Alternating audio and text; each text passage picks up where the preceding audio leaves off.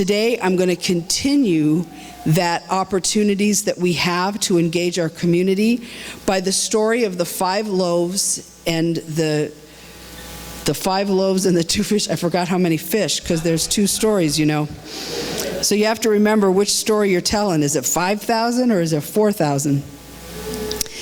So I'm going to start by reading you a passage out of John. We're going to read the story. We're going to start in John chapter 6, verse 9. Oh, you know what? Let's not start in verse 9. Let's start in verse 1. It's always better to start ahead rather than behind. After this, Jesus went to the other side of the lake of Tiberias, which is also known as Lake Galilee. And a massive crowd of people followed him everywhere. They were attracted by his miracles and the healings they watched him perform. Jesus went to the slope of a hill and sat down with his disciples. Now it was approaching the time of the Jewish celebration of Passover, and there were many pilgrims on their way to Jerusalem in the crowd. As Jesus sat down, he looked out and saw the massive crowd of people scrambling up the hill, for they wanted to be near him. So he turned to Philip and said, "Where will we buy food enough to feed all these people?" Now Jesus already knew what he was about to do, but he said this to stretch Philip's faith. Philip answered, "Well, I suppose if we were to give everyone only a snack, it would cost thousands of dollars to buy enough food." But just then Andrew, Peter's brother, spoke up and said, "Look, here's a young person with 5 barley loaves and 2 fish. But how far would that go to feed this huge crowd?" "Have everyone sit down," Jesus said to his disciples. So on the vast grassy slope, more than 5,000 hungry people sat down. Jesus then took the barley loaves and the fish and gave thanks to God. He then gave it to the disciples to distribute to the people. Miraculously, the food multiplied, with everyone eating as much as they wanted. When everyone was satisfied, Jesus told his disciples, "Now go back and gather the other pieces left over, so that nothing will be wasted." And the disciples filled up 12 baskets of fragments, a basket of leftovers for each disciple. All the people were astounded as they saw with their own eyes the incredible miracle Jesus had performed. They began to say among themselves, "He really is the one, the true prophet we've been expecting." So Jesus, knowing that they were about to take him and make him their king by force, he left quickly and went up to the mountainside to be alone. Now, when I was first saved, I remember reading this book. I don't even remember what the name of the book was, but it was by Mama Foglio. Yeah, she wrote the book, right? And she tells this story of her husband. You know, they were an Italian family, and nobody was really saved, and then her husband got saved, and he must have had an evangelistic gift, because he was always bringing like 50 people home for dinner, and they were poor, right? So he would always bring these 50 people home, and she'd have to try to make food, whatever she had to stretch. And one day she was standing over, he brought all these people home, and she only had a little handful of spaghetti. And she said, "Lord, I only have a handful of spaghetti, and my husband brought all these people home." So she got the biggest pot she had in her kitchen, the biggest pot, and she filled it full with water, set it to boil, put in the spaghetti, and closed the lid and began to pray. And when she opened the lid, the pot was full of spaghetti. When Hurricane Sandy happened here, a local businessman had a freezer full of some chicken. I don't remember how many pounds it was, a couple of cases of chicken. And he donated it to us to feed the people in Roselle because it was going to go bad. And he said, "If I donate it, I'll get insurance money. So here, you could have it." We said thanks. And we set people in the kitchen to chopping up those whole chickens into quarters and so that we could cook it for the people. First day, they said, we have 12 pans of chicken. I said, good. We fed a bunch of people. They came back up. They said, we still have 12 pans of chicken. I said, okay, maybe you just miscounted. No, we didn't miscount, they said. I said, okay, fine, whatever. The next day, we fed another several hundred people. They still had 11 pans of chicken. And the kids, the young people at the time, they were like teenagers that were down there, every day they kept getting more excited because they kept saying, Pastor Sharon, we used 3 pans of chicken, but we still have 11 pans of chicken. And so I started to see like, hey, this is God's working a modern day feeding of the 5,000, right? So finally, we got down to 8 pans of chicken, and then we used 3, and we still had 7, and it just kind of went on like that until the day the mayor called and said, this is the last meal that you have to feed that you have to feed people. And I called down to the kitchen and I said, hey, this is the last meal that we have to serve because everybody's got electricity, everybody's back on. And the kid on the end of the phone, the kid that answered the phone, it was dead silence. And he said, we just cooked the last pan of chicken. God stretched that chicken to feed over 3,000 people.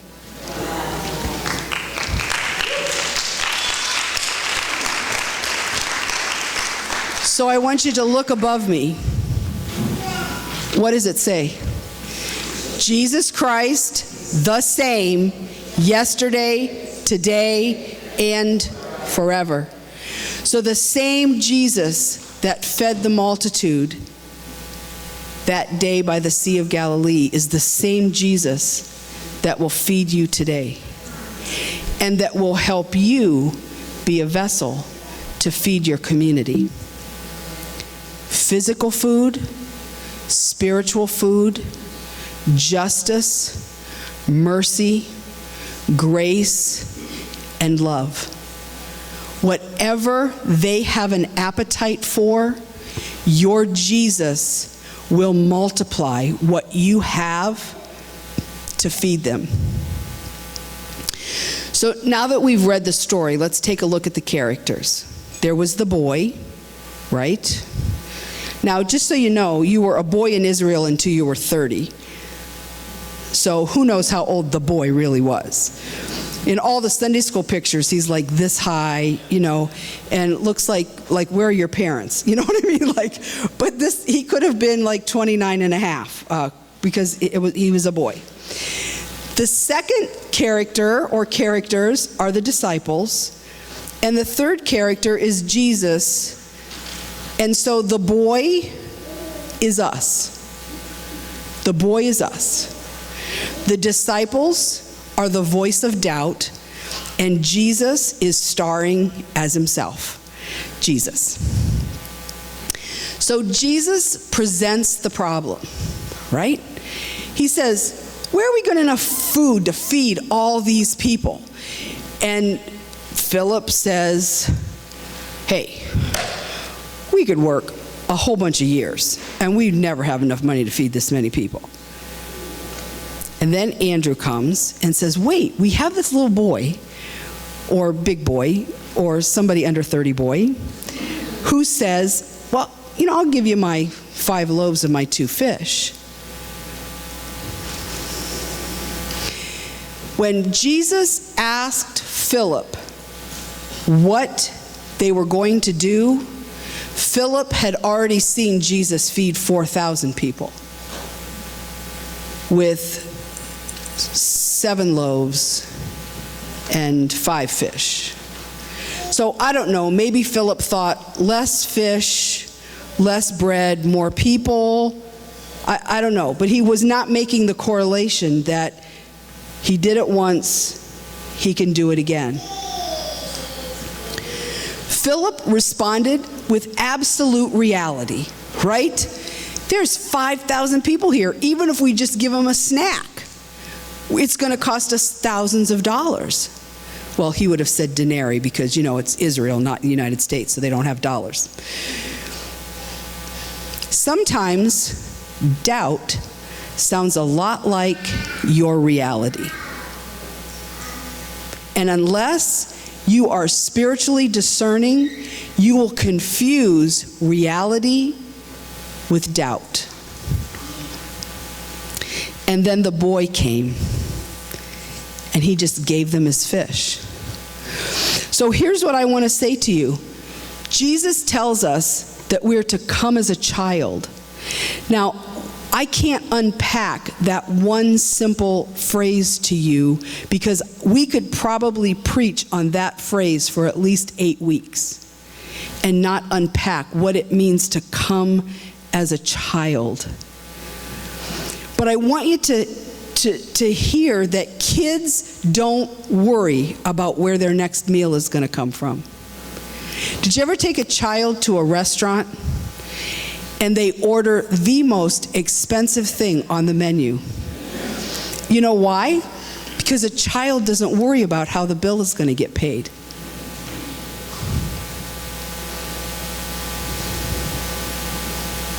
Are you catching it? A child doesn't worry about how the bill is going to get paid, and a child doesn't worry about where their next meal is coming from. Because that's the role of the parent. In our relationship with God, we too often take on the role of parent instead of the role of child. We really need to remain the child. There's nothing that frustrates me more when I say to one of my children, "How much do you need?" And they say to me, "It's okay, you don't have to, I'll work it out. No, I shouldn't have asked. No, it's okay, let it go." And I keep saying, "How much do you need? How much do you need? How much do you need?" "Well, just, I don't know." No. I asked one question. I didn't ask for 17 excuses. How much do you need? Sometimes God is asking us how much we need, and we're trying to parent God. "Well, God, you only have the cattle on 1,000 hills, and there are all those people starving in Somalia, so you just sell those cows and give that money to the people in Somalia." That's not what God asked you. God didn't ask you, "Hey, Art, what are we going to do about the people in Somalia?" Do you understand that you're not an advisor to the Lord God Almighty? You understand that? You're not his advisor. You don't get to give him suggestions for what he will or can or should or must not do. And that goes in the reverse. You can't demand things from God. You can only ask. So you can't say, "God, you're going to give me ba, ba, ba." Who do you think you are? What would you do to your child if they approached you like that? Don't answer. We try to parent God when we should just be a child and ask. We all need to be joyful givers or cheerful givers. That's a key if Jesus puts something in our hand, because Jesus is a cheerful giver when he gives to us. Have you ever been in prayer, asked God for something, and have him say, "Well, this is really going to hurt the budget of heaven, but here you go, Art. Now I'm giving you $15,000, and I expect you to use it for your house payment and not another motorcycle." Has anyone here, raise your hand if you have ever heard God speak to you in that begrudging of a voice? The answer is absolutely not. When God gives to his children, he gives cheerfully and joyfully and willingly and in abundance. And when we say that we are Christians, it means little Christ. It means Christ-like. So you wonder why people hate the church? You wonder why people seek other ways to find peace? It's because we're not little Christs. We're selfish, inconsiderate, unjust, self-absorbed brats that are telling everybody else what we think they need to hear and how they need to act, and we better point 4 of those fingers at us and keep your thumb down just so you don't get shot. How arrogant can we be to tell someone else about the life of Christ and his great eternal gifts to us if we are not living his love, if we are not living his compassion, if we are not living his cheerful, exuberant giving? We can't. So if you want to say, Maranatha, come quickly, Jesus, fix your life. Anybody here ever tell you to fix your face? It's kind of like fix your face, only not. You know, fix your life.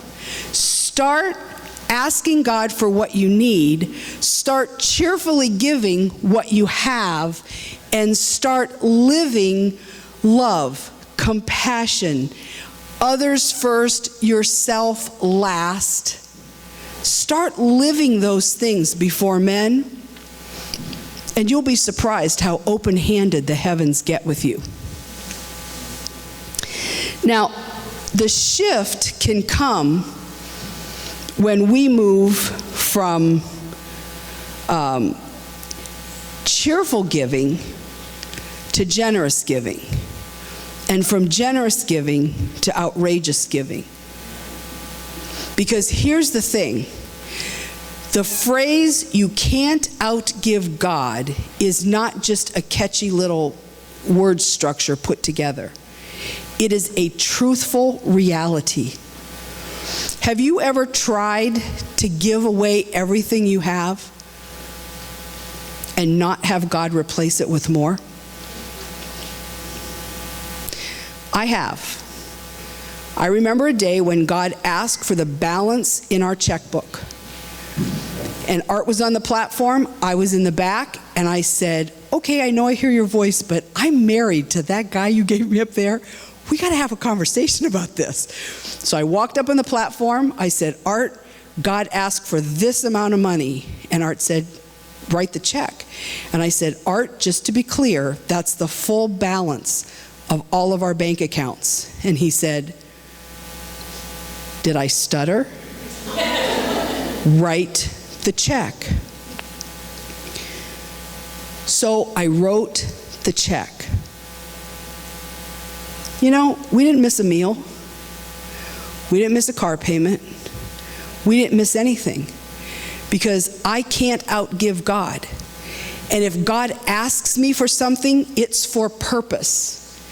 It's for a test of my faith. It's for my faith to stretch. It's for my faith to be expanded. It's for my adoration for a glorious almighty King to expand in the heavenlies, just like he asked Philip. What are we going to do? Philip didn't even say, hey, you know, just like a little while ago, you fed 4,000. Think you could do that again? He just went automatically to doubt. So if we're going to see miracles, if we're going to engage Jesus on a level that we are asking Jesus to touch our community and to touch this church in extravagant miracles where people come here and they're healed instantly, guess what we're going to have to do? We're going to have to get outrageous.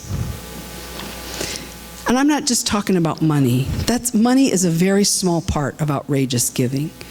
I'm talking about time. I'm talking about talent. I'm talking about whatever God has put within you to give it outrageously, without hesitation. 1 John 4:18 says this, Such love has no fear, because perfect love expels all fear. And if we are afraid, it is for fear of punishment. And this shows us that we have not fully experienced his perfect love. Give me a scripture that tells you God is going to punish you by not providing for your needs. Give me a passage. You can't, because it's not there. We are afraid, and fear creates doubt. And doubt creates unbelief. And unbelief creates hesitancy, and hesitancy shuts the windows of heaven. I'm just going to be real honest. Do you think it was a simple thing for me to stand up here and pray out loud in front of all of you for that little girl to be found today? That was an outrageous prayer for me. And I prayed it to a faithful, loving, kind, extravagant God who I can trust, who's not going to say to me, you know what, last week you only did your devotions 4 days a week, so guess what, bam, not bringing her home, you're going to be embarrassed. Not the way the kingdom works, but that's the way we act. Yes or no? We have to start acting fearlessly. Fearlessly, because we understand the overwhelming, never-ending, reckless love of God, who is not sitting up in heaven with a club waiting for us to do something wrong and then to whap us on the head and knock us out. Not his method of operation. Now, sometimes we give generously when everything's going good, right? If I have $1 million and you ask me for a cup of coffee, I can just drop change out of my pocket and not even stop, and I don't even feel it. But if I only have enough for a cup of coffee and I wanted one, and you ask me for a cup of coffee, that's outrageous giving, right? That's believing that God will provide for your coffee as you've generously given to another. I remember when Emily was a little girl, she said to us, if we only had 1 gallon of milk in our refrigerator and someone knocked on our door and said they needed milk, you would give them the milk, wouldn't you, Papa? And Art said, yep. She said, and we would go without milk, right? And Art said, no, we would pray and Jesus would give us more milk. And Emily said, you would just give away the milk and pray. And Art said, yes. She said, I knew you were going to say that. Because as a child, she watched us give stuff away, and then we had to remind her that she was never hungry, and that she was never naked, and that she was never without a bed to lay her head on. And then as an adult, she grew up to be a very cheerful, generous, and outrageous giver, because we modeled that for her. So now I want to tell you the backstory, because there's a little bit more to the story than you've seen so far. So if you look, you can turn there. I'm not going to take the time to read it, but if you would turn in your Bibles to Matthew chapter 14, verse 1, it's the same story. But the story of the feeding of the 5,000 doesn't start until verse 13. The first 12 verses of that chapter are devoted to something that caused Jesus great duress. And Jesus went from hearing news that gave him great distress to getting into a boat to try to go someplace where he could be alone and process his enormous grief when he was encountered by the crowd. And not only did he heal them and teach them, but he fed them while under great emotional distress. What had happened right before this miracle was that John the Baptist had been beheaded. John the Baptist, beheaded. Next pictures are going to be a little graphic, so be careful. And here's what had happened. Herod married his brother's wife. That's sin. I don't care how you dice it. Okay? So John the Baptist spoke out against sin. And Herod really respected John the Baptist. Herod had a fascination for hearing John the Baptist speak, even though he didn't really obey or listen to any of the things, have any life change based on what he heard. But Herodias, his second wife, his sister-in-law, that was now his wife, she hated John the Baptist. And she hated John the Baptist for saying that she was in sin by marrying her brother-in-law. And she plotted and planned and waited for a chance to get back at him. So it came about that it was Herod's birthday, and Herodias' daughter, Salome, danced an Arabian dance, like the dance of the seven veils.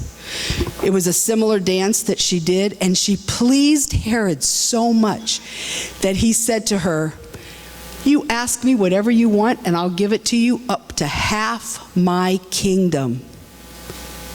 It must have been some dance. I bet she got down to the last veil.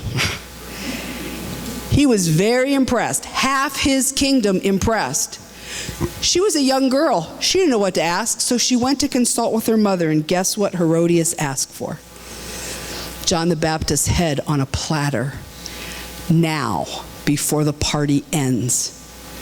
So they went to the prison, they beheaded John, and they brought his head in on a platter, and Salome presented it to Herod. Herodias was thrilled. Herod was distressed, and Jesus didn't know yet. So here's the deal. If you show the next slide, Jesus had known John the Baptist since the womb. Because when Mary went to tell her cousin Elizabeth that she was pregnant, Elizabeth was pregnant with John the Baptist, and when Mary walked into the room, John leapt. He got excited. He went crazy inside Elizabeth's womb because John knew before he was born that he was in the presence of the Son of God. And Jesus knew that that was John, the one who would go before and proclaim his coming. And they played together. They nursed together. They grew up together. They were kids together. I can't imagine what their little conversations were like. Then later on, John baptized Jesus. And John said, "I'm not even worthy to untie your sandals." And Jesus said, No, this is it. This is the plan. Remember, since we've been kids, since we were in the womb. You declare I'm coming, then I come. John had an understanding of the coming of Christ. He had an understanding that was greater than any other human being at the time. And he and Jesus had a relationship that was unique and awesome and involved intricate details that Jesus couldn't talk to anyone else about, not even his disciples, because John knew heaven's side. And John had fulfilled heaven's request by declaring. And when the disciples came and told Jesus that John was dead, he was greatly distressed. And all he wanted to do was go be by himself. But instead of going and being by himself, when he saw the crowd, the word says he had compassion on them. And so I want to ask you today, if we're going to be little Christs, how much compassion do you have when you're tired? How much compassion do you have when you're exhausted? How much compassion do you have to give someone who's not working money when you're working and you still can't pay all the bills? How much compassion do you have when you're dealing with life every day? What I want to suggest to you today is you may not have much, but Jesus has a lot. And if you will make a holy exchange, your fear for his faith, your tiredness for his strength, your unrest for his peace, your sorrow for his joy, and your judgmental attitude at people who aren't living their life the way you think they should for his compassion. So how can we practice this week? It's very simple. I'm not going to ask anything large of you, but if you look through the next couple of slides that I have, there's homelessness everywhere. And I want you to know, I'm just going to take 1 minute to dispel a bunch of myths. Are some people that are homeless lazy? Yes. Are some people that are homeless just don't want to work? Yes. Are some people that are homeless violent? Yes. Are some people that are homeless suffering from mental illness? Yes. Are some people there because circumstances overwhelm them? Yes, and that is the majority. You understand that in today's economy, with the unrest in the stock market and the unrest on world markets, that every person who's sitting here and every person who's hearing me on social media, you are 2 paychecks away from homelessness. Some of you are a half a paycheck away from homelessness. Some of you might be 2 checks away and a little bit of drainage of your savings account. I don't know. But I am telling you what, that we are all a hair's breadth away from homelessness. And unless we deal with compassion with those who are less fortunate than we are, it's a hard place to stand and ask the Lord to have compassion on you. Will he? Absolutely, because you're his child. Just like when your child does something incredibly disrespectful or instead of incredibly inappropriate or bad, you still love your child. You're still going to take care of your child, and God will still take care of you. But if we want to see miracles, if we want to see outrageous flowing of the Spirit, if we want to come into this sanctuary and pray and walk out and see society change, then we're going to have to get a lot more generous. A lot more generous with what God has placed in our hands. And we're going to have to get cheerful, and we're going to have to get outrageous. I'm just going to ask you, let's go to the slide, maybe the next one, I'm not sure. I kind of lost myself in that. The next slide, yeah, there you go. McDonald's, Starbucks, Dunkin' Donuts, Wawa. Don't you like that name? Wawa. Wendy's. Do you know that you can get a gift card from any of those places for $5? And do you know if you just keep a whole bunch of them in your pocket or your glove compartment or, your purse, you know that you could just hand one to somebody? Don't have to talk to them, because that might be really scary for some of you until you get more practice with generous, until you get more practice with compassion. I remember a Christmas taking our church in Washington, D.C., long story, but we had a bunch of food left over after we'd served Christmas dinner to a battered women's shelter that had caught on fire and they'd lost everything. So we cooked way too much food, and so we had a bunch left over. So we decided to go out. It was cold. We decided to go out and just feed the homeless people in Lafayette Park, which is right across from the White House. And then we still had food left, so we went down into some little bit darker places. I don't mean light-wise, I mean danger-wise. And one of the young men who was with us, his mom and dad had gotten him a Dolphins football, like a puffy big jacket for Christmas. And he said, I'm not going down there and feeding those homeless people, because what if they take my jacket? And we said, what if they do? They'd be warm. And you'd probably get another one. So he was like, okay, fine, I'm going to go. By the end of the night, he was like, what do you mean we are out of food? There's a bridge over there, and I see 4 people. And we were like, you cannot go over that bridge by yourself. You are just 14 years old. You have to go with an adult. But the joy of giving had so overcome him that he didn't care anymore about being afraid. He didn't care anymore about losing his jacket. He just knew that it was such an awesome feeling to give. So I'm going to ask you to do that. Now, some of you realistically might say, I don't have $5 extra. That's fine. But you could say, if you meet me at Wendy's, I'll pay $1.10 or whatever coffee costs at Wendy's.